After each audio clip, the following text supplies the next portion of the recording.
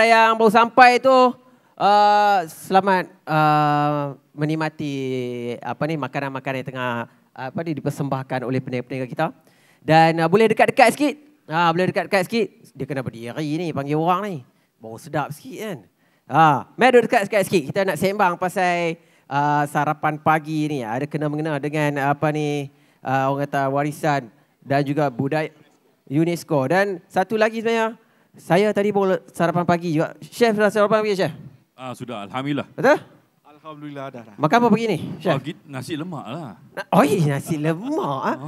Betul-betul tu. Betul-betul tu, Doktor? Roti canai kita bagi feel sikit. Saya tadi makan roti canai juga. Roti canai percuma. Lagi sedap. Lagi sedap. Sebab tadi dia ada kuliah subuh dekat masjid. Lepas tu dia cakap ada jamuan makan. Sikit kita makan roti canai lah. Orang sponsor kita, orang sedekah kita tu paksa ambil sedekah lah kan. Alhamdulillah lah. Dan hari ni Alhamdulillah kita berada di Subang Park ni.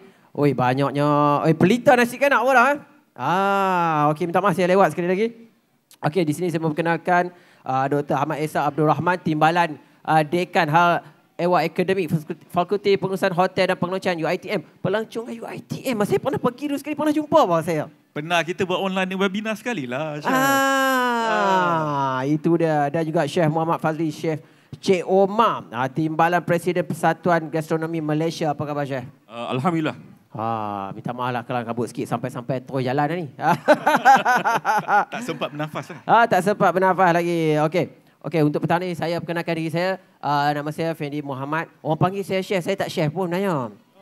Sebab saya banyak duk buat, orang kata buka kedai lah. Jumpa saya, kedai kat mana? Tak ada, kedai saya dalam TV. Sebab saya, orang kata buat rancangan untuk TV ni daripada makanan, betul-betul makanan orang lama, warisan sampailah ke, tak tahulah, merata dunia lah kita pusing kan. Makanan dalam TV je lah, merata dunia, pusing dunia belum lagi, Chef. Macam Chef, mungkin dah banyak pengalaman, mana kita tahu kan. Okey, untuk hari ni kita akan berbincangkan satu topik, orang kata budaya sarapan. Ada kena-mengena dengan kita punya, warisan kita ni. InsyaAllah, itu yang kita nak memang kupas kena. hari ni kan. Memang kena. Kan? Memang Sebab kena. ramai orang ni skip apa orang kata? Breakfast. Don't skip the breakfast. Sebab ada orang tu yang, minta maaf cakap ada orang, ramai yang mati ni. Ada orang kata yang tu apa puasa malam tu. Intermittent fasting. Intermittent fasting. IDF. If. If. Dia start, Intermediate fasting. dia last makan pukul 6 petang. Lepas tu besok tengah hari pula dia baru makan. Itu dia. Betul. Tu dia. Yang tu kita akan kupaskan juga sebab apa jadi macam tu. Dia rugi lah, rugi.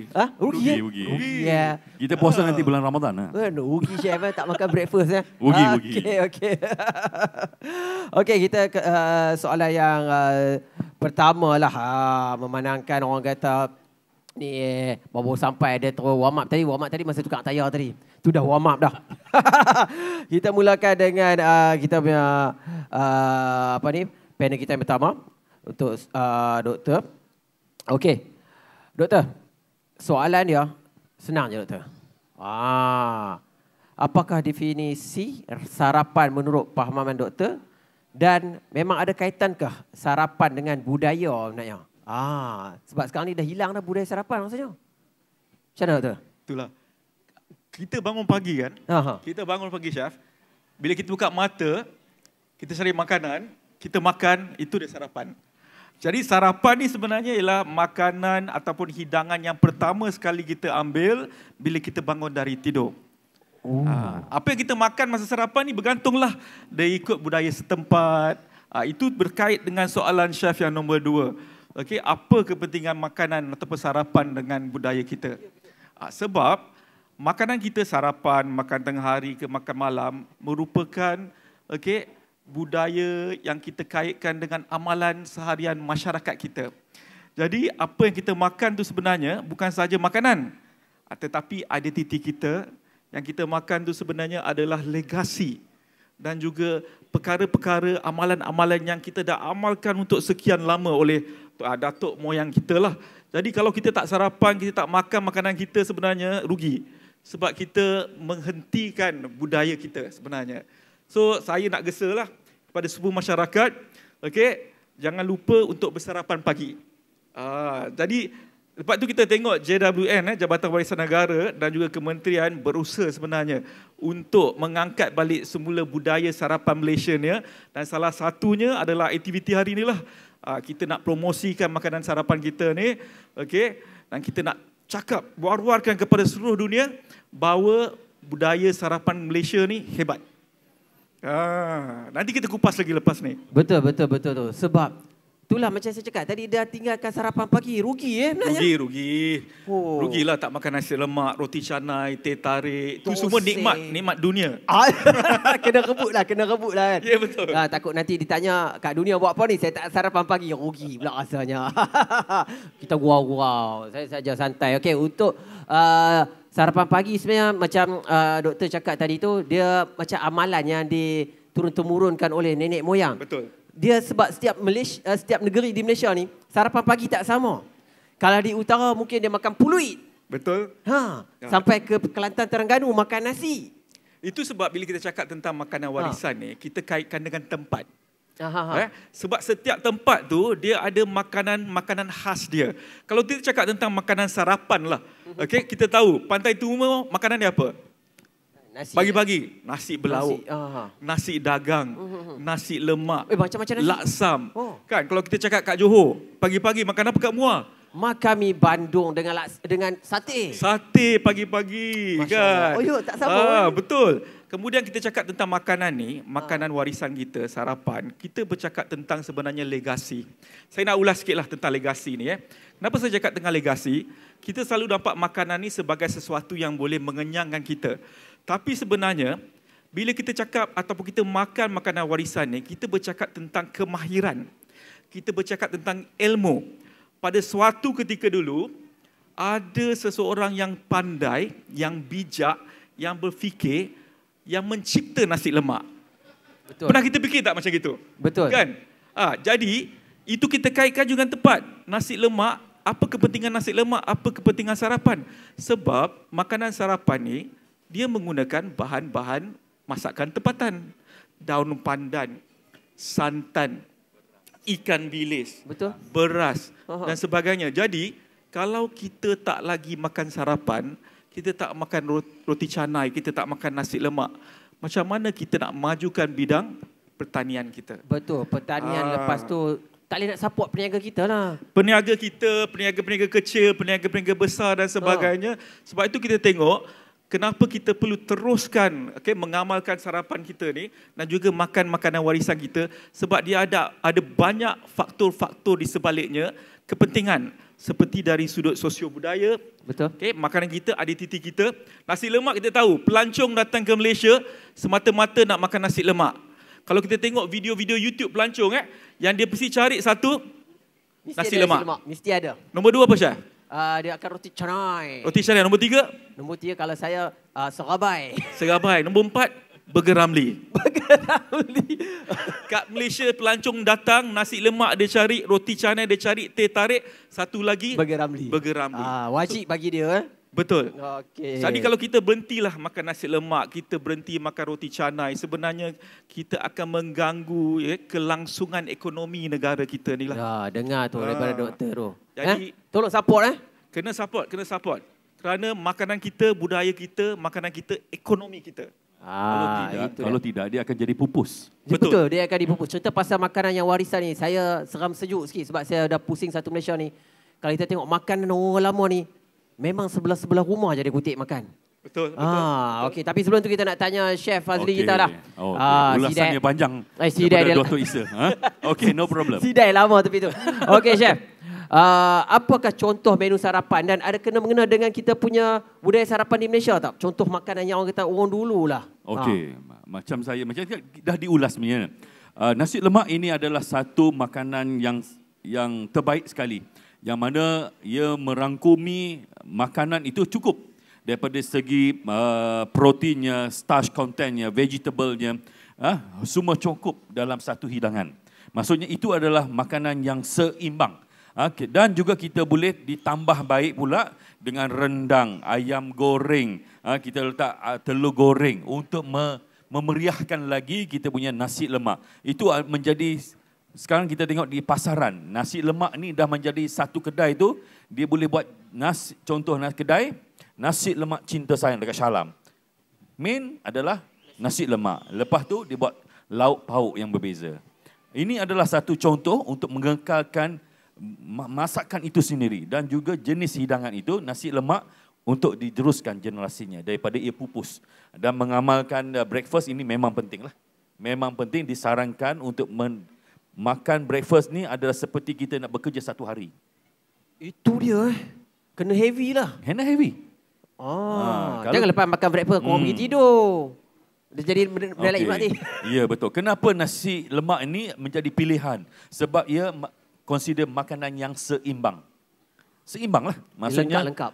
Lengkap dengan nasinya cukup, sambalnya pun dah cukup pedas. Pedas itu bukannya maksudnya sambal tu tidak mengandungi apa-apa, sebab dia ada vitamin C di situ untuk menjaga kesihatan kita.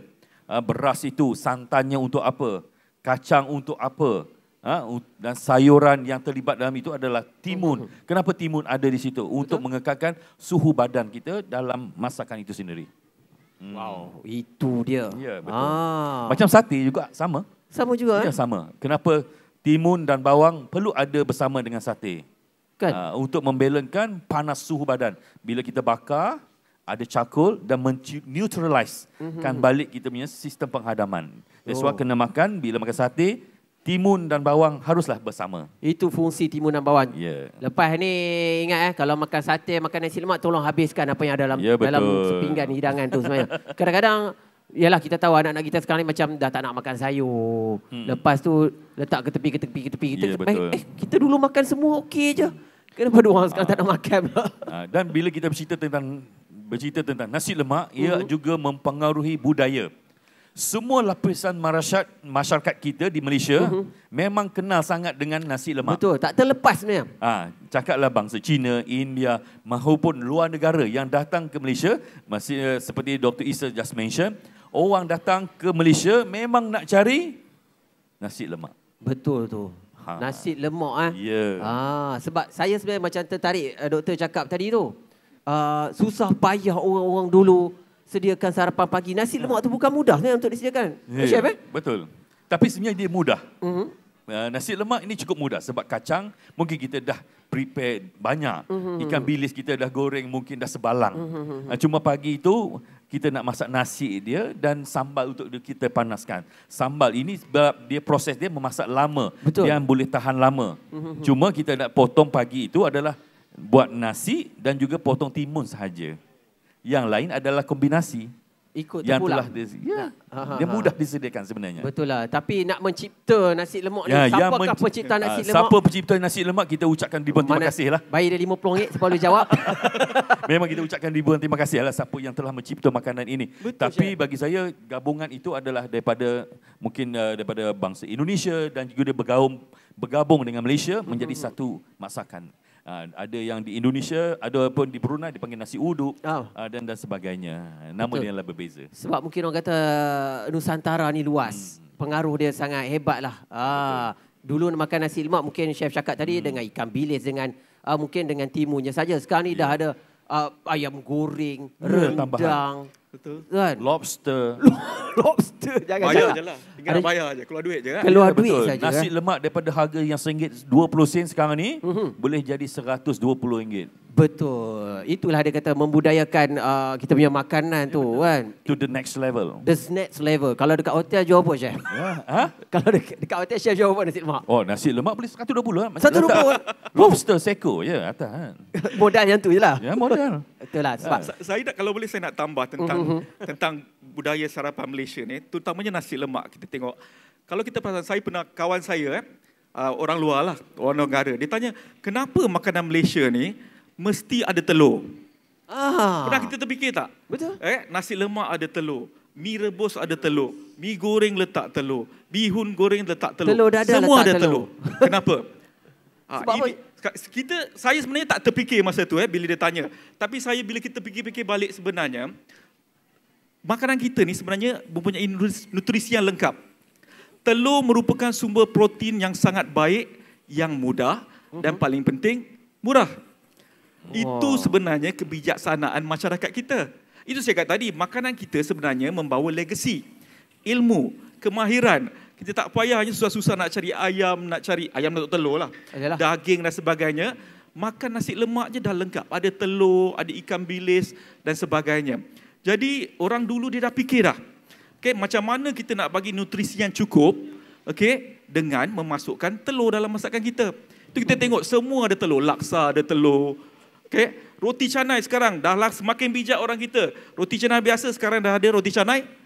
Roti canai telur bawang. Roti canai sarang burung. Sarang burung lagi. Telur burung dan telur burung roti pula. Roti canai goyang. Telur goyang. Ya. Jadi saya rasa kalau kita tak amalkan apa yang telah orang lama, orang dulu fikirkan.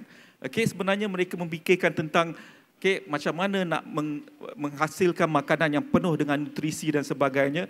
Kita dah lama dah kita buat benda ni. Jadi kalau kita tak teruskan, rugilah. Okay, memang kita dah ajar dari dulu sumber protein yang utama telur pagi. Bukan saja masyarakat kita, tetapi masyarakat luar juga. Kalau kita tengok masyarakat barat dan sebagainya, salah satu makanan utama waktu pagi adalah telur. Breakfast. Telur rebus ke, omelette, kita ada telur separuh masak dan sebagainya. Upside. So dari sudut ini, dari sudut nutrisi, kita dah nampak dah kepentingnya untuk kita ambil sarapan pagi ni. Itu dia sekali lagi. Terima kasih doktor. Sebab apa? Orang terlepas pandang sarapan pagi. Maklumlah yang macam chef cakap tadi, nasi lemak. Memang kita angkat nasi lemak sebagai makanan warisan. Tapi orang dah makan malam. Pukul 12, pukul 1 pagi, chef. Betul. Dulu adalah satu kemestian ada nasi lemak ni di pagi hari. Di pagi hari. Roti canai di pagi hari. Betul. Sekarang ni 24 hours. Pergi Hamidiah nasi malam pun nasi lemak. Nasi lemak burung hantu. Nasi lemak burung hantu. Pagi tak jual, malam dia jual. Dia jual malam. Dia start bisnes petang sampai tengah malam. Sebab tu nama dia burung hantu. Dia mungkin orang sarapan siap-siap kot sebelum dia tidur. Betul. Nasi lemak antarabangsa. Betul. Okey. Kalau kita sembang tadi pasal kita punya budaya sarapan yang kian dilupakan lah dan kita nak angkatkan balik lah. Okey, bagaimana doktor melihat situasi macam ni? Apakah senario yang memberi kesan kepada budaya sarapan kita? Sebab makin lama makin ditinggalkan. Sebab kita nak angkat balik. Bagi doktor macam mana pendapat doktor? Bagi chef. Chef. Kita tanya chef. Sekejap ya. Ni doktor salah soalan pula. Sebab dah bercampur aduk dah jawab tadi. Aku pun dah pening dah. Tu dia dah bawa nasi lemak tu, dia gantut dah belakang. Dengan kandang masih ada damai. Kawan, jangan kacau lah. Pizan lah. Abang nak buat kerja kejap. Dia kandak. Kejap je nasi kandak. Kita sembang pasal nasi lemak dulu. Okey doktor. Melihat sebagai situasi macam ni, apakah senario yang boleh memberi kesan kepada budaya sarapan kita? Sebab apa? Macam kita cakap tadi dah makin dilupakan. Macam saya cakap tadi, nasi lemak orang dah makan malam. Sarapan pagi ni, apa lagi yang kita perlu tambahkan untuk tarik minat orang sebenarnya untuk makan sarapan pagi ni? Saya daripada cakap, kita dah ada satenya, kita ada mi bandungnya, roti canai telur, roti canai sarang burung. Nak tarik orang lagi ni macam mana sebenarnya? Okey. Saya kira salah satu jalan terbaiklah untuk kita meneruskan budaya makanan sarapan ni sebenarnya adalah kita perlu mempelbagaikan makanan warisan kita. Jadi kita letakkan variasi. Kita perlu ada variasi. Tapi saya rasa sekarang ni memang kita ada banyak variasi. Kalau dulu, kalau kita tengok macam cakap tadi lah, roti canai cuma roti canai kosong. Sekarang ni roti canai ada pelbagai variasi. Nak menarik pelanggan untuk datang, menarik orang masyarakat tempatan untuk terus mengkonsumsi makanan warisan ni. Jadi chef-chef, peniaga-peniaga kena pandai, kena bijak untuk melahirkan makanan-makanan baru. Tidak bermaksud bila kita melahirkan makanan baru bermaksud kita mengganggu-gugat makanan warisan. Cuma kita menghasilkan variasi. Kalau kita tengok inovatif. Betul, inovatif. Kalau kita tengok dalam takrifan UNESCO tidak mengatakan bahawa makanan itu tidak boleh diubah. Tidak. Kita boleh ubah juga. Betul. UNESCO menekankan apa-apa saja seperti makanan warisan ini perlu dihidupkan. Jadi dalam konteks ini, kita perlu mengadakan variasi supaya generasi-generasi akan datang dan juga generasi muda tertarik untuk meneruskan budaya makanan sarapan kita. Jadi itu sebab kita tengok sekarang ni kita ada macam-macam jenis nasi lemak, macam-macam roti canai bawang, roti canai pisang, kan, roti bum dan sebagainya. Murtabak itu adalah roti canai juga. Roti tisu. Itu inovatif tadi tu. Betul, innovation. Dan nasi lemak kalau kita tengok banyak juga bahan-bahan lauk-lauk sampingan dihidangkan tadi, lobster. Okey, dan variasi-variasi ini sebenarnya memberi pilihan kepada masyarakat kita, okey, untuk mengenal selain daripada makanan-makanan yang kita dah kenal di nasi lemak, kita introduce juga makanan-makanan sampingan yang orang tak kenal. Kan? Jadi tak adalah bosan makan benda yang sama dan sebagainya. Jadi variasi itu pada saya sangat penting supaya masyarakat tempatan terus menghidupkan budaya masakan ataupun makanan sarapan kita ni lah. Betul. Sebab bagi saya lah, macam mungkin saya ni dulu penggemar sarapan. Saya pusing Malaysia cari sarapan pagi sebenarnya. Orang kata kenapa cari sarapan pagi? Saya nak tahu. Kenapa di Kelantannya makan nasi, di utaranya banyak makan pulut. Di Sarawak kita makan mi. Makan mi. Betul, makan mi di Laksa Sarawak, mi kolok, mi sapi. Kan? Dan sebenarnya kalau kita membudayakan sarapan, tak rugi sebenarnya. Tak rugi. Sebab salah satu kepentingan, saya cakap tadi, makanan sarapan dari sudut sosioekonomi. Banyak peniaga-peniaga sarapan kita, kalau kita tengok selain daripada restoran, adalah peniaga-peniaga yang buka payung pagi-pagi. Tepi ibu jalan, tunggal. set up kan? Betul, ibu tunggal, peniaga-peniaga kecil. Jadi apa akan jadi kalau kita tak makan sarapan? Macam mana mereka ni nak survive? Jadi saya fikir sarapan ni, makanan sarapan ni selain daripada penting dari sudut kesihatan, nutrisinya, dia ada kepentingan dari sudut sosioekonomi. Kita nampak kecil kan? Tapi sebenarnya menyumbang besar kepada kelestarian bukan saja budaya kita, malah ekonomi negara. Kalau orang tak makan dah nasi lemak, bagaimana dengan peniaga-peniaga yang menjual daun pisang? Betul tak? Macam mana petani? Petani. Nelayan yang mencari ikan bilis di Pangkur. Ikan bilis mata biru di Sabah. Di Sabah dan sebagainya. lagi. Betul. Yang menanam beras. Yang membuat santan dan sebagainya. Jadi dari sudut ini kita tengok dari sudut sosioekonomi, sudut budaya, makanan kita, sarapan kita memang banyak kepentingan dia dan perlu kita teruskanlah kita lestarikan. Okey, itu dah. Terima kasih Dr. Isau. Sebab apa? Skema tak jawapan. Sebab itu ilmu. Ilmu. Saya sebenarnya bersetuju untuk datang sebenarnya nak ambil ilmu sebenarnya. Memang kita tahu makan yang sebenarnya. Macam sebelum saya pergi yang showcase di Perak. Showcase Perak kan. Kenapa dia orang bawa makanan Perak? Sebab nak bagi tahu. Orang KL tak pergi Perak. Kita bagi tahu. Kita datang nak bagi tahu. Itu dia. Macam Malaysia ni memang terkenal lah syurga makanan. Chef? Memang terkenal dengan memang makanan. Syurga makanan. Memang banyak. Macam doktor cakap, chef pun cakap tadi, datang Malaysia wajib kena makan tadi roti canai. Nasi lemak. Teh tarik. Burger Ramly. Dah masuk satu lagi list dah. Kan?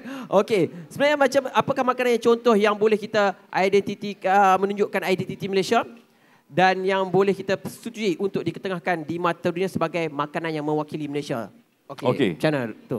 Makanan macam nasi lemak ini bukanlah sekadar makanan, tapi dia memberikan impact dari segi komuniti, perpaduan dalam masyarakat. Dia bergabung. Kadang-kadang kita bekerja dengan rakan-rakan. Itu adalah kita bermasyarakat, kita lebih hidup bersama dengan rakan sekerja. So ia adalah penyatuan our teamwork. Kita makan bersama. Kadang-kadang kita ajak, jom kita pergi makan nasi lemak. Ini adalah satu budaya dalam masyarakat. Bila kita adanya UNESCO ini adalah maksudnya kita mengukuhkan lagi kita punya budaya dan mendaftarkan makanan kita. Breakfast kita ini, nasi lemak ini menjadi satu signature. Dan kita lock, maksudnya you come to Malaysia, nasi lemak is our national dish. Kena ataupun makan. Menu kebangsaan Malaysia. Ya betul. Itu yang penting. Itu dia nasi lemak chef Betul. Dan juga adalah untuk mengekalkan generasi lah daripada yang dulu dan kita meneruskan budaya makan itu sarapan pagi kita tengahkan balik daripada yang dulu sampai sekarang. Siapa yang intermediate fasting tu mungkin kelompok itu sedikit saja. Mungkin dalam kelompok 1% daripada penduduk Malaysia. Silakan yang nak menjaga kesihatan tu ikut cara dia lah. Tapi we are still moving in our breakfast. Kita still ada 33 juta lagi yang masih enjoy breakfast, insyaAllah. So jangan risau. Jangan risau. Yang kelompok yang IF, yang apa? IF tadi. Mungkin 1%. Ya. Jangan risau. Marah dia orang. Jangan tiap hari lah. Seminggu 2 kali cukup lah. Janganlah skip sangat. Saya pun jaga badan. Saya sebelum ini 95. Saya mengamalkan untuk minum air putih saja. Saya tak pernah skip saya punya breakfast. Memang saya makan. Yang lain tu kita jagalah. Kuantiti tu jagalah. Gula kita jaga. Yang lain tu tibai. Okey. Itu dia. Sebab, saya petik sikit lah kenapa kita zaman dulu di Pantai Timur, wujudnya nasi-nasi yang beraneka jenis di Pantai Timur dan di utara makan pulut untuk breakfast. Sebab diorang ni pekerja sawah. Kerja berat. Kerja berat ni dia kena makanan yang berat lah sarapan pagi. Kerja kampung. Kan kerja kampung. Pesawah padi. Ya, betul. Orang cakap, tak nak lah makan sarapan berat-berat sangat nanti gemuk lah apa semua-semua. Untuk bekerja berat seharian memang kena makan makanan yang berat. Itulah betul. Kena makan nasi berlauknya, makan pulutnya. Daripada pagi? Dari pagi. Pagi itu penting. Betul. Sebab mungkin dia tengah hari tak sempat makan dah. Tahu-tahu balik, dah petang. Dah kena makan malam lah. Itu lagi bagus sebenarnya. Makan 2 kali sehari je. Daripada betul. Puasa. Sebab makanan malam itu tak disyorkan sebenarnya. Ya betul. Sebab malam kita tidak menggunakan apa tenaga pun untuk merehatkan badan dan sistem penghadapan kita.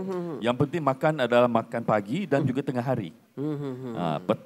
Petang atau malam sebelum pukul 7, lights only. Dan makanan perlu dihadam dalam masa 2 jam.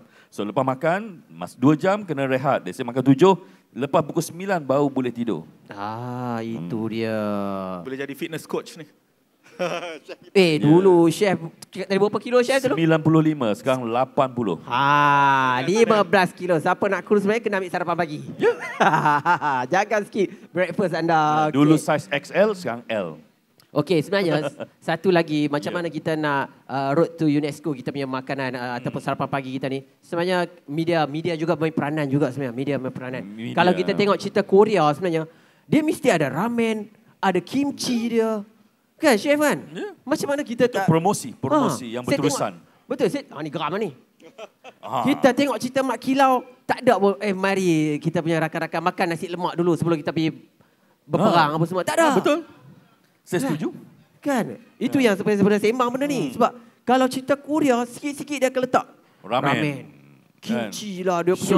Sushi dia semua. Nak bagi tahu. Sebab kat situ orang kata iklan percuma. Betul. Kalau kita pula, doktor macam mana doktor? Kita nak buat macam mana dari sekalian media macam saya cakap tadi tu doktor? Ni soalan tak ada kena-mengena ni. Kalau kita cakap tentang mempromosikan makanan warisan kita ni, sebenarnya bukan tanggungjawab chef sahaja. Bukan tanggungjawab macam saya, sebuah institusi, bekerja di sebuah institusi. Tapi sebenarnya tanggungjawab ke semua lapisan masyarakat. Terutamanya media. Betul. Jadi, kalau kita tengok, sebenarnya budaya Korea, kenapa dia popular? Sebab ini merupakan strategi berstruktur kerajaan Korea. Betul, sebab kalau kita tengok dulu dia tak ada apa pun. Sama juga dengan Thailand. Semua ni adalah strategi yang berstruktur. Bermaksud di sini, bukan saja-saja mereka memaparkan makanan warisan dalam media, dalam drama K-pop, dalam movie dan sebagainya. Tetapi merupakan satu strategi yang mereka adaptasikan dari beberapa negara yang memang telah berjaya mempromosikan makanan warisan mereka. Jadi, sebab itu kita tengok masyarakat Malaysia, kalau kita tanya generasi muda, kita tanya, kenal tak KBB? Kenal tak Hinava? Kan? Kenal tak Umai? Tapi kalau kita tanya, kenal tak kimchi? Kenal terus. Kenal tak ramen? Kenal. Siap-siap dia yang bagi tahu ni macam ni, macam ni. Ya, betul. Kalau kita tanya, kita suarakan makanan warisan kita, mereka tak kenal. Sebab apa? Itu dia fungsi media. Kita tak perlulah tunggu sampai Astro ke TV3 kan dan sebagainya atau RTM untuk mempromosikan makanan warisan kita. Tapi saya rasa sebagai individu, sebagai masyarakat Malaysia, kita sepatutnya bertanggungjawab dalam mempromosikan makanan warisan kita melalui social media lah sekarang ni. Tak perlu bayar. TikTok. Yang paling mudah dan cepat lah.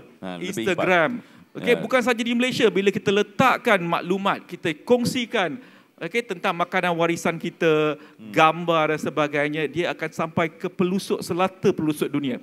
Afrika ke Eropah ke Jepun ke dan sebagainya. Kuasa viral. Tanpa perlu kita bayar. Apatah lagi bila kita menggunakan kita panggil sebagai streamline media utama secara berstruktur, berstrategi. Kita pastikan produser-produser filem kita, drama kita, masukkan elemen-elemen budaya makanan kita dan sebagainya, barulah kita boleh promosikan makanan warisan kita kepada bukan sahaja masyarakat Malaysia, malah masyarakat dunia. Untuk apa?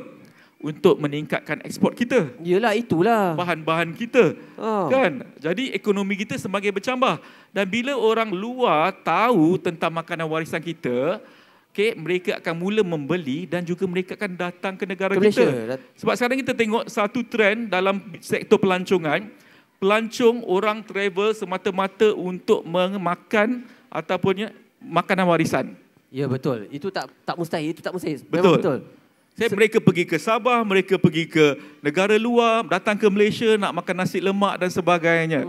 Jadi ini adalah perkara-perkara yang perlu saya rasa kita perlu tingkatkanlah, Syah, kan? Ya, betul. Supaya kita sama-sama, dan ini merupakan salah satu platform sebenarnya bila kita letakkan makanan warisan kita dalam media, sebenarnya kita dokumentasikan dia. Ya, betul. Jadi, dia boleh menjadi salah satu daripada instrumen untuk kita dokumentasikan dan juga mengekalkan makanan warisan kita. Kita tak macam dulu dah. Dulu kan mak kita tulis resepi dalam buku tu kan. Lepas tu sosok kalalaci dan sebagainya kan. Kena makan dengan lipahan hilang. Tak perlu dah sekarang. Kena berkongsi tu resepi tu direct. Takat gambar, ambil video, letak dalam social media. Itu kita punya archive.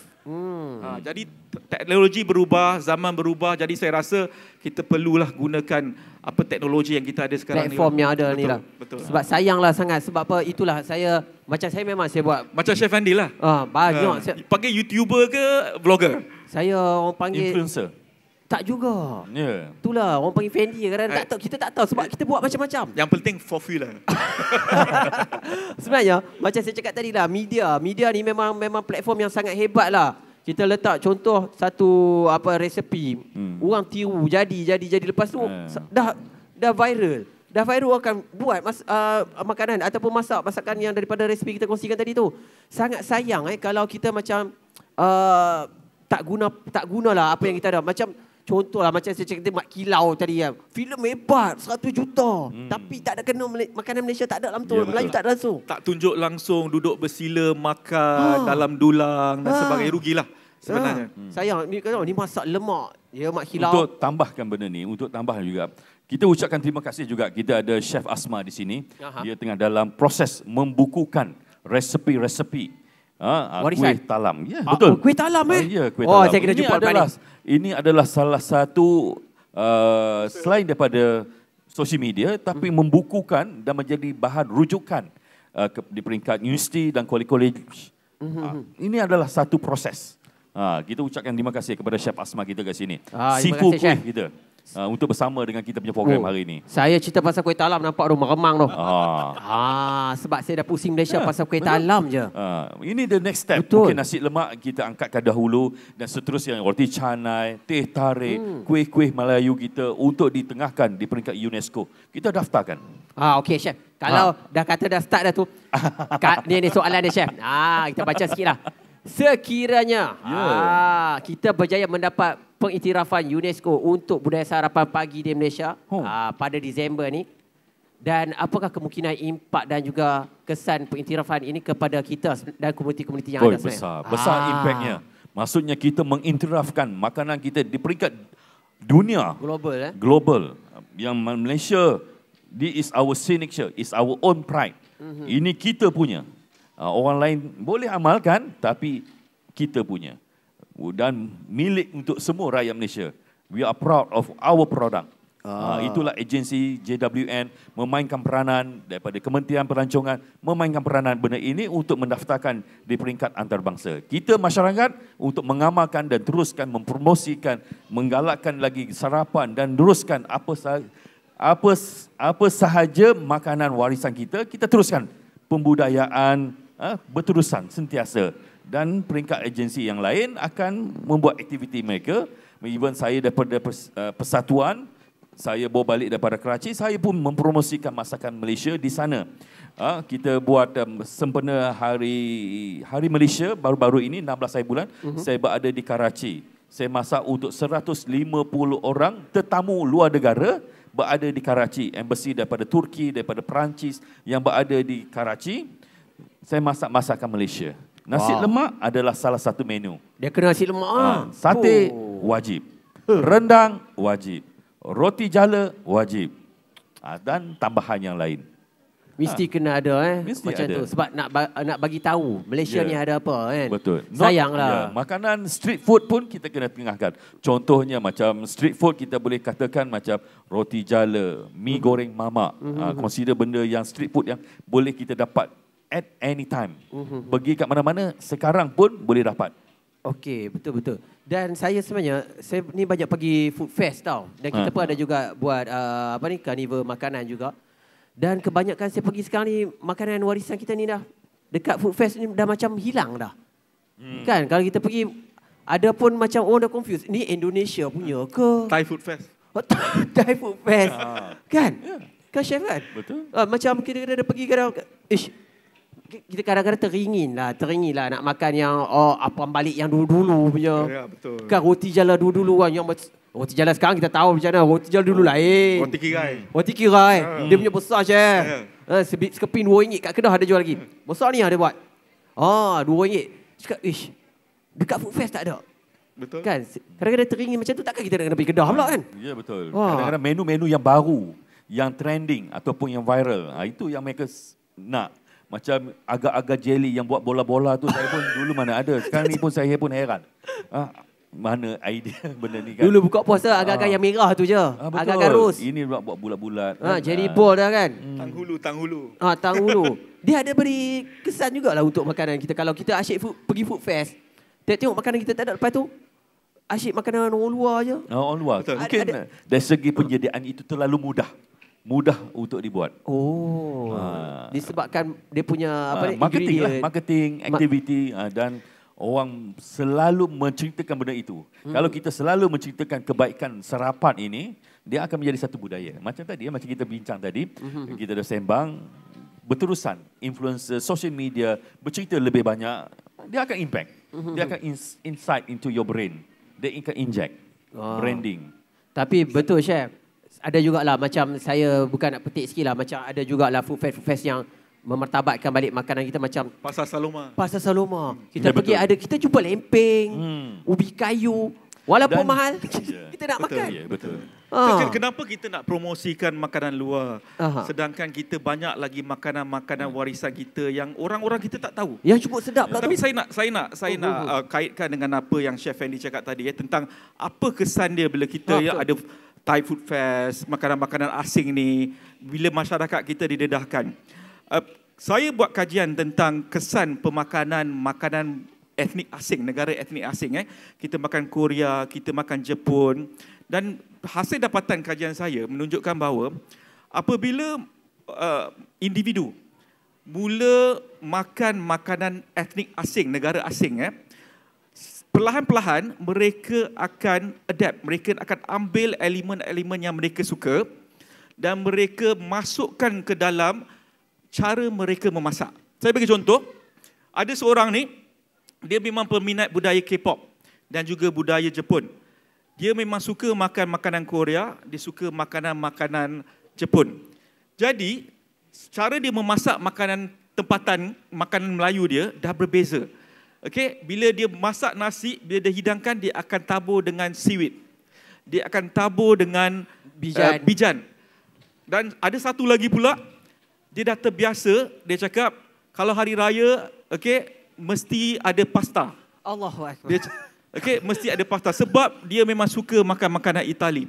Jadi, makanan warisan ni, makanan tradisional bermaksud adalah makanan yang kita wariskan kepada generasi yang berikutnya.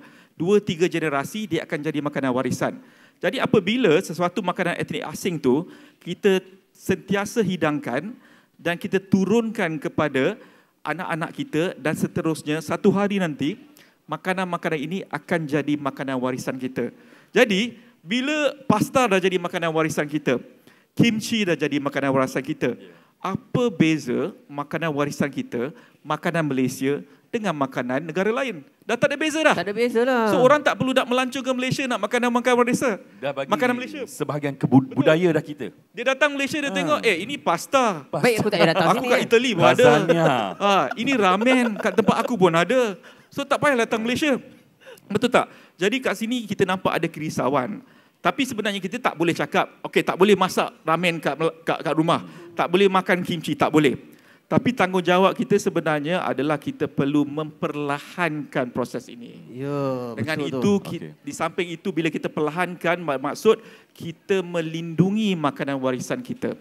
Jadi kat rumah kalau tak masak makanan warisan tak apa. Tapi kena hidangkan. Yang paling penting, anak-anak kita nampak depan mata, kan dia makan, bila makan diamalkan walaupun dia tak masak, okey, masih lagi kita melestarikan makanan warisan kita lah. Itu yang dikatakan tadi tu. Amalan turun-temurun tu. Betul, ya, betul. Sayang sebenarnya. Memang sayang. Sayang. Macam itu, tadi itu doktor cakap. heritage, betul. Macam doktor cakap tadi, kebebe. Tahu tak kebebe tu apa? Tak tahu dah. Tak tahu betul. Tak tahu dah. Kebebe ni orang Perak tu, orang apa ni, rojak buah ara. Saya Ya. pernah pergi masuk hutan. Pergi cari buah ara tu, tepi sungai nak buat kebebe tu. Tu yang kadang-kadang cerita pasal makanan warisan ni. Saya macam seronok nak bersembang. Sentimental sikit lah. Seronok. Sebab kita rasa dia pun seronok. Rasa dia best. Betul, Chef. Sebab apa orang dulu ni Unik. dia cipta benda tu, kita tak menghargai. Dah sampai kat kita ni macam tak payah, susah lah nak Betul. cari semua ni. Ya, betul. Bukan senang sebenarnya tahu nak mencipta makanan ni. Kalau kita bayangkan kalau dulu-dulu tanpa teknologi yang canggih seperti ni, bagaimana orang dulu boleh memilih makanan yang tak beracun? Ataupun makanan yang beracun seperti apa tu yang kita buat nyonya makan tu? Buah keluak. Buah keluak ataupun sebenarnya kalau Melayu panggil buah Asam apa? Tak asam. Dia ada. Apa ni, mabuk kepayang, buah kepayang. Buah kepayang. Sebab tu kita cakap mabuk kepayang. Tu ada dia. Buah kepayang tu kita tak boleh makan macam itu je. Okey, ada teknik dia. Kena rendam dalam abu, kena rendam dalam tanah 10 hari dan sebagainya, baru boleh kita gunakan selamat jadi makan. Betul. Jadi teknik-teknik ni, okey, ilmu-ilmu ni orang dulu-dulu dia dah fikir dah. Okey. Kan? Dah eksperimen dah. Kan, dah eksperimen dah kan, Dia dah mabuk dulu dah. Betul. Jadi ini legasi ini, ilmu ini, kalau kita tak makan makanan-makanan tempatan ni, kita tak amalkan, rugi kita. Rugi. Itu dia. Itu sudut pandangan dari doktor. Ya, sebab apa tahu, Chef? Kita tahu bahawa makanan-makanan warisan, memang kajian dah menunjukkan makanan warisan antara makanan-makanan yang paling tinggi khasiat dan nutrisi dia. Dan bagi saya dia selamat. Selamat dimakan. Selamat. Betul. Sehat untuk kesihatan. Okey, untuk Chef lah, kalau makanan warisan kita ni diolah, cara penyediaan, cara masak dia, adakah nampak apa ni orang kata hilangkan nutrisi dia ke? Bagi saya itu adalah satu inovasi. Yang penting adalah mengekalkan identiti. Masih kena kekalkan. Masih kekalkan. Contoh kita buat nasi lemak, mungkin bentuknya segi empat. Sekarang ni buat kon. Nak buat segi panjang ke apa, boleh. Tidak masalah. Mungkin sambal tu jenis yang berbeza. Tak ada masalah. Itu adalah kreativiti dan inovasi. Yang penting masih mengekalkan yang main ingredient dalam proses. Tak masalah. Okey, dia nak Macam show. tadi kita dah cerita tentang nasi roti canai. Boleh membuat sampai 101 jenis roti canai. Wow. Kan? 101 roti canai ya? Ya, boleh buat. Masya Allah. Lepas ni saya nak pergi makan roti canai dengan Chef lah. Ya. 101 hari boleh try. Satu. Sebab Dekat tu Shah Alam tu ada kedai. Boleh buat video tu. boleh buat video. Satu video. Ya. Kan? Dan sebenarnya saya sangat tertarik makanan di sarapan pagi di hotel. Kadang-kadang kita turun buffet dia sangat banyak. Ya. Dapat nasi lemaknya, dapat bihun gorengnya, dapat char kway teownya, mi supnya. Sebab tu kalau saya salutlah kepada chef-chef yang bangun awal pagi nak sediakan sarapan. Betul. Tapi kalau lepas ni janganlah pergi hotel papai mandi swimming pool dah belah tak sarapan, rugilah. Rugi, memang rugi. Kalau macam chef pula, untuk sediakan sarapan ni sebenarnya, kalau macam saya cakap tadi nasi lemak, roti canai, daripada nasi lemak roti canai ni, macam ada sate juga, mi Bandung ni, untuk sarapan pagi ni ambil masa yang lama tak sebenarnya untuk sediakan? Itu proses kita buat paste, memudahkan cara. Maksudnya bila kita ada paste, cuma kita mungkin tambahkan santan, tambahkan air, dah siap. Proses itu boleh dimudahkan. Cuma awal-awal persiapan atau pre-preparation, mise en place biasa. Kira dah kita prepare lah terlebih dahulu. Okey. Sebab apa benda ni ilmu kita nak kongsi dekat orang ramai. Sebab orang ingat bangun pagi nak masak lemak, masak nasi lemak. Okay. Bila kita bercerita tentang benda ini untuk masakan banyak. Mungkin untuk airline system, satu hari mungkin dia pun makin sediakan dalam 14,000 hidangan pack meal. Betul? Satu kapal terbang mungkin kena masuk 600 pack. Nak masak pagi-pagi? Tidak. Memang tak sempat lah. 2 minggu lepas dah settle. 2 minggu lepas.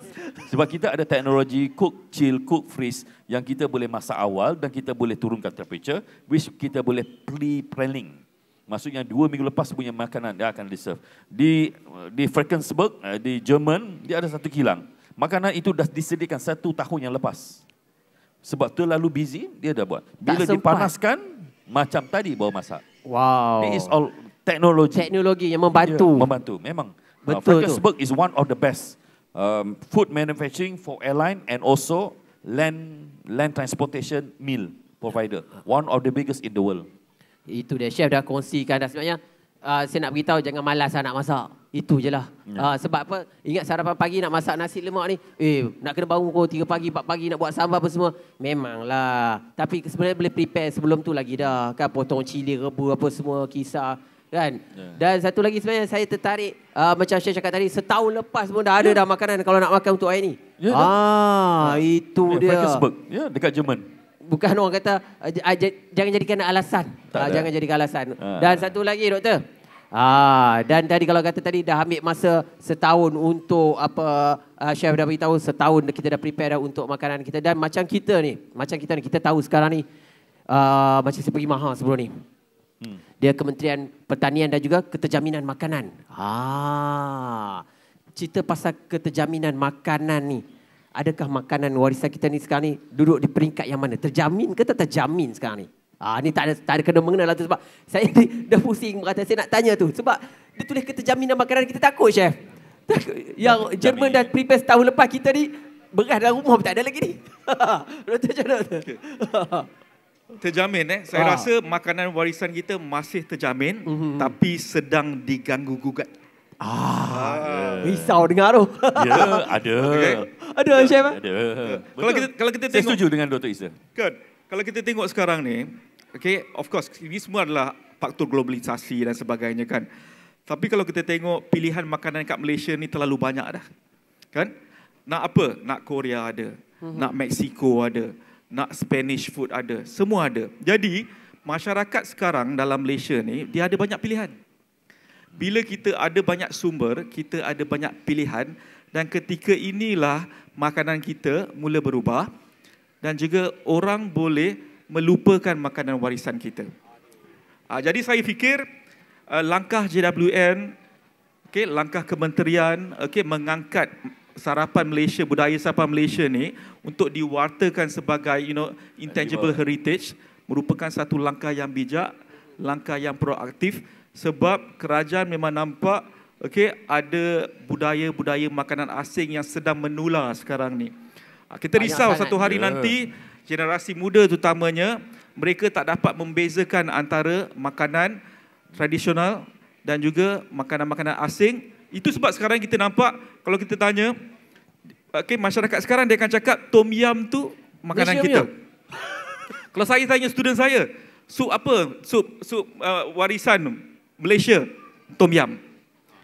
So kita tak boleh salahkan mereka sebab of course kita kena mengajar mereka lah.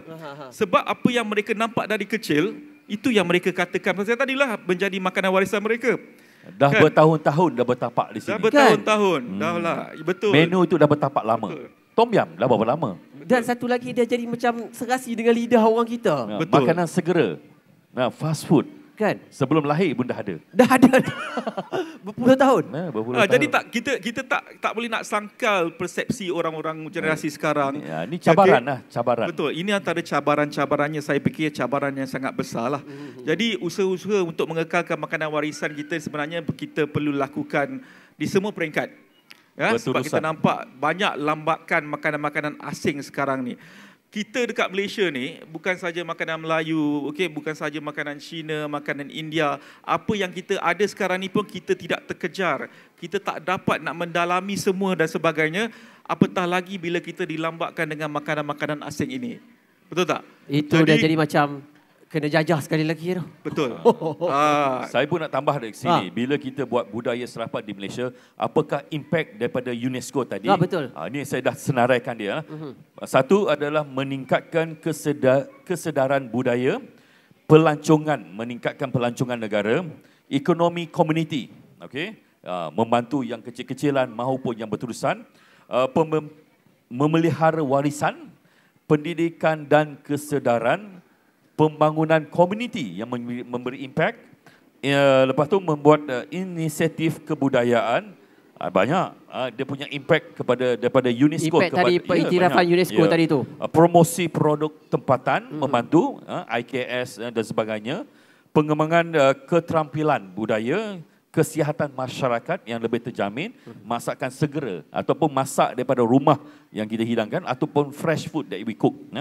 Lepas tu pembangunan kulineri negara. Chef-chef kita lah. Pemasaran antarabangsa. Identiti Malaysia ke peringkat antarabangsa. Bila kita buat demo masakan dekat luar negara macam saya, nasi lemak adalah satu menu yang wajib saya akan sediakan. Kepelbagaian sosial impact masyarakat berada di Malaysia. Bukan hanya China, India, Melayu. Ban kita sekarang ni dah ada Bangladesh, Pakistan, Korea, Jepun yang menetap di negara kita. Kan mereka ada PR, apply for PR, dan dia dah menjadi satu budayakan kita. Cuma komuniti itu mungkin 1%, 0.1% yang berada dalam masyarakat kita.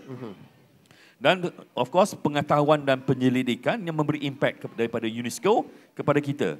Berterusan untuk membuat kajian yang lebih mendalam tentang budaya masyarakat dan makanan warisan kita. Lastly adalah inovasi dalam sektor makanan.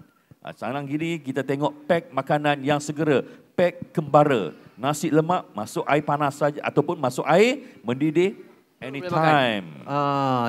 Itu adalah salah satu mengekalkan makanan warisan kita. Innovation sebenarnya. Betul. Daripada saya setuju dengan Chef Fazli. Ya, sebenarnya bila kita angkat makanan warisan kita ke UNESCO, budaya sarapan kita, di sebalik makanan tu. Betul. Sebenarnya kita menggunakan budaya sarapan Malaysia ni sebagai satu wadah sebenarnya. Sebenarnya makanan-makanan warisan yang diangkat UNESCO ada fungsi di sebaliknya. Kenapa sarapan Malaysia? Sebab satu, dia masih autentik. Kalau makan tengah hari, kita ada pilihan banyak. Ya, kita betul. boleh makan western, kita boleh makan Mexican, makan malam pun sama. Tetapi kalau kita tengok kenapa budaya makanan warisan kita, sarapan yang JWN angkat, sebab dia masih asli, masih autentik. Pagi-pagi orang masih cari nasi lemak, masih cari roti canai. Ada tak pagi-pagi cari pasta? Tak ada. Ada tak pagi-pagi cari nachos? Tak ada. Betul. Orang akan cari nasi lemak, teh tarik, orang akan cari roti canai. Dan satu lagi, kalau kita tengok, makanan budaya sarapan Malaysia ni sebenarnya menyatukan masyarakat Malaysia yang berbilang kaum ini. Pagi-pagi di restoran sarapan, warung dan sebagainya, kaum Melayu, India, Cina duduk semeja menikmati sarapan. Kalau kita tengok restoran nasi lemak, tak kisahlah burung hantu ke tangling ke, semua bangsa Malaysia ada makan. Pagi-pagi. Tapi kalau tengah hari, pergi makan Cina, yang Cina makan Cina, Melayu makanan Melayu, nasi campur. Kalau sarapan berbeza. Jadi budaya sarapan Malaysia sebenarnya lebih penting dari sudut keharmonian masyarakat kita yang berbilang bangsa, menyatukan masyarakat kita. Jadi kita gunakan budaya sarapan Malaysia ni sebagai satu instrumen untuk mengekalkan keharmonian masyarakat kita yang berbilang kaum. Itu dia. Terima kasih Doktor. Sarapan pagi sahaja yang dapat mengaitkan semua. Macam Chef tadi cakap, daripada kalau tadi UNESCO dah iktiraf kita punya sarapan pagi ni, maka banyak impact dia akan banyak impact. Itu dia. Jangan lepaskan untuk mendapatkan sarapan pagi. Kita bukan kata shock sendiri untuk daftar, tak. Dia akan memberi impact yang banyak. Banyak, betul. Yang seperti yang saya senarkan tadi. Betul. Dan nasi lemak tadi untuk tambah, bila nasi lemak dia automatik. Bila nasi lemak sampai, already letak sambal, letak ni. Lepas tu encik nak tambah lauk apa? Dia automatik. Dah ada timun, dah automatik. Memang akan datang benda itu dan yang lain tu tambah. Saya nak berkosong, biasa. Uniknya budaya sarapan Malaysia ni kan, kalau kita tengok, nasi lemak, roti canai, semua kaum, kalau kita pergi pasar malam, okay, ada jual nasi lemak. Betul. Kaum Cina ada jual nasi lemak, kaum India jual nasi lemak. Kaum Melayu. Roti canai pun ada, roti canai mamak, roti canai India, roti Melayu, canai Melayu dan Chinese, sebagainya. Chinese Kuah dan kari kita sebagainya. berbeza dengan dia. Betul. Jadi kita nampak, JWN nampak bahawa nasi lemak ni, roti canai, teh tarik, budaya sarapan Malaysia ni, dia ada keunikan khas. Ya. Okay? Yang mana tak ada pada hidangan-hidangan makan tengah hari, makan malam dan sebagainya. Jadi keaslian budaya masakan sarapan Malaysia ni perlu kita kekalkan, perlu kita teruskan, okay, supaya kita kekalkan juga keharmonian masyarakat berbilang kaum kat Malaysia ni. Okey, terima kasih Doktor. Itu dia. Terima kasih sekali lagi kepada Dr. Ehsan dan juga Chef Fazli sebab apa sudi hadir untuk kita Road to UNESCO. InsyaAllah. Budaya sarapan pagi kita. InsyaAllah kita doakan kita akan berjaya nanti mengangkat sarapan pagi kita ni. Nasi lemak Nasi lemak. Ya, bukan makan air, nasi lemak. Terima kasih sekali kepada pengunjung-pengunjung yang datang. Banyak lagi hidangan yang dijual oleh pendengar kita, boleh kita boleh nikmati. go and try. Boleh Jangan try. lupa. Saya nanti nak jumpa dengan Chef sebab Chef akan cakap tadi roti canai ada 101 roti canai. Betul, dekat Shah Alam dia ada buat. InsyaAllah. Roti canai, Milo, Holik, sardin, macam-macam dia pelbagai lah kan. Masya-Allah. Okey, terima kasih sekali lagi. Kita jumpa lagi di siaran akan datang. Saya Fendi Muhammad. Kalau ada salah silap, harap dimaafkan sebab apa tadi lambat sikit. Kita jumpa lagi. Assalamualaikum. Assalamualaikum. Terima kasih semua. Terima kasih semua.